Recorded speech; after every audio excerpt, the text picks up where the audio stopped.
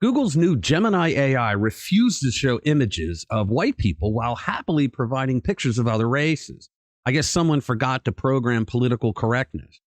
So we're going to find out if anti-white racism has been written into Google's AI, into the algorithm. And we're going to show you some woke, racy tweets from the guy who is Bard's project lead.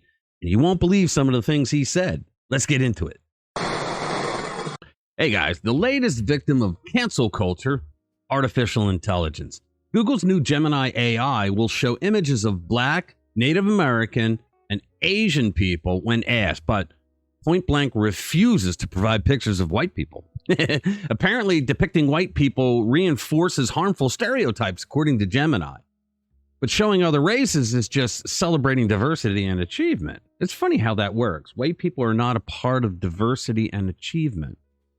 Gemini goes on to explain that focusing on race reduces people to single traits and can justify oppression. So only asking for white people is problematic in the AI's silicon-based brain. When asked for a picture of a white family, Gemini flat out refused. That would be discriminatory. But requesting a photo of a Black family? No problem. Here you go. The bot seems a bit confused. I thought judging people by their skin color was wrong. That's what we were taught our entire lives, and we believe it. But I guess when it comes to white people, anything goes these days, right? Gemini claims it can't show white scientists because media already favors whites too much, but Black, Asian, and Hispanic scientists? Happy to help. Look, I don't know who programmed this ridiculous bias into Google's AI, but it's just further proof that big tech wants to completely erase white people from public life while celebrating every other group. Jack Kralchik is the product lead on Google Bard, the AI. I would say he is more likely the one responsible for this nonsense of anti-whiteism because some of his past tweets are anti-white and they remind you of the summer of love during the George Floyd riots when people couldn't get enough reasons to hate on white people and the color white. I mean, everything was racist. The song White Christmas was racist. It was systemic racism caused all of this, don't you know?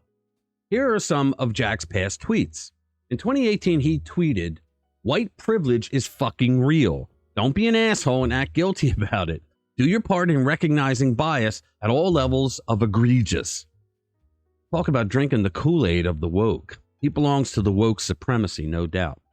Now, doesn't that really sound a lot like a guy who would add instructions in the algorithm to push minorities while completely wiping out white people? He should be fired. Here's another tweet. Tribal values now supersede personal morality as an animating force. All right. This is America, where racism is the number one value our populace seeks to uphold above all. Outnumber these voters. November. Holy cow. That guy's like, he's a nut. And now he's in charge of the product of Bard. Oh my God.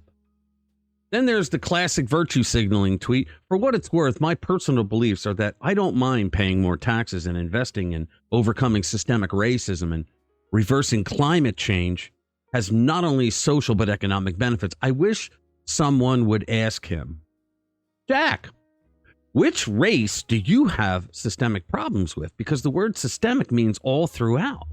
So if America is systemically racist, then Jack is a racist. Someone should ask him that, but they won't. Here's the best one that shows he's a woke a-hole. He wrote, "Nah, Jesus only cares about white kids. Pretty sure that's in the Bible, confirmed with Jeff Sessions." It sounds like Jack is a typical woke leftist moron who lives in an echo chamber and a bubble. I mean, he's a whacked out leftist. He has these ideas and beliefs that only work inside the same bubble. To think that Jeff Sessions, the former attorney general under Trump, was a racist because he believed in God and he reads the Bible. Now, these companies, they peddle diversity and inclusion as virtues, but what they really want is revenge and comeuppance. Their wokeness is just anti-white racism dressed up in slick Silicon Valley lingo. And then this happened.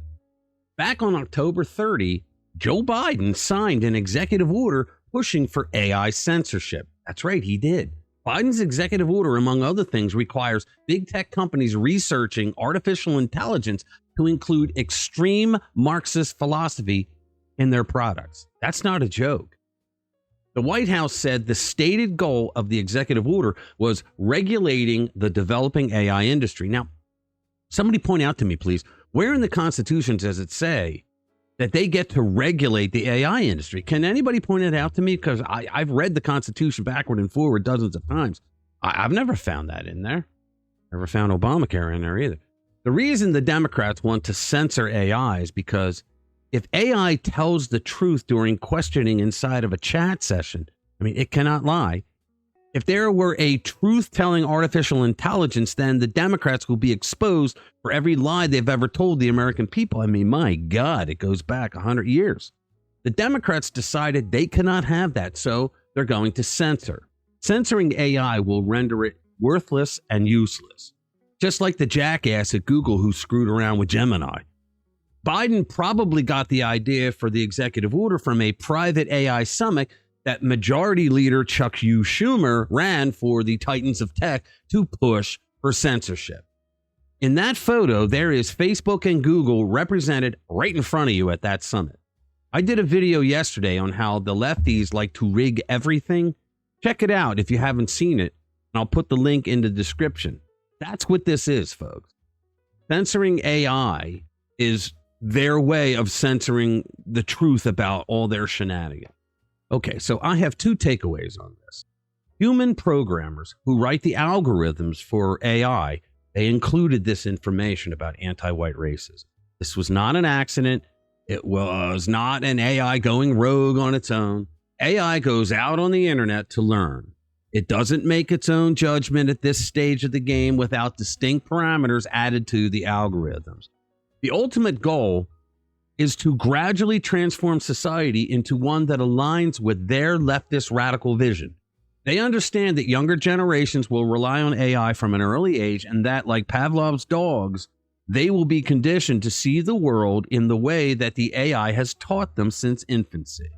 This is a longer-term approach.